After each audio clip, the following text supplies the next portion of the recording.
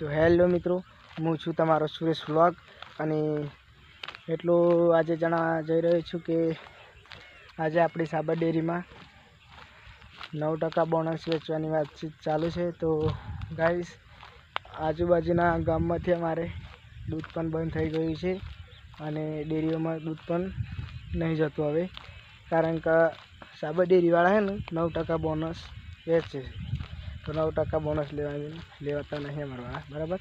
તો ગાઈસ, તમને એટલું કહેવા માગું છું કે 9% બોનસ તો ક્યાંથી લેવાતું હશે?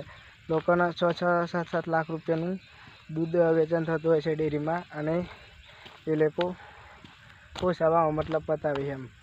તો કંઈ થોડું વધારે તો જાણતો નહીં દૂધ વિશે, પણ એવું કહેવું છું કે અમારે દૂધ બંધ થઈ ગયું ડેરીમાં, અને એમ કેવું થાય, અમારે એમ કેવું થાય છે કે તમે સાબર ડેરીમાં બોનસ વધારો એમ 9% ને 15 થી 20%, 22% કરી દો, એટલે દૂધ ચાલુ થઈ જાય અમારે બધાને, અને બધા ખુશ થઈ જાય મતલબ, બરાબર। તો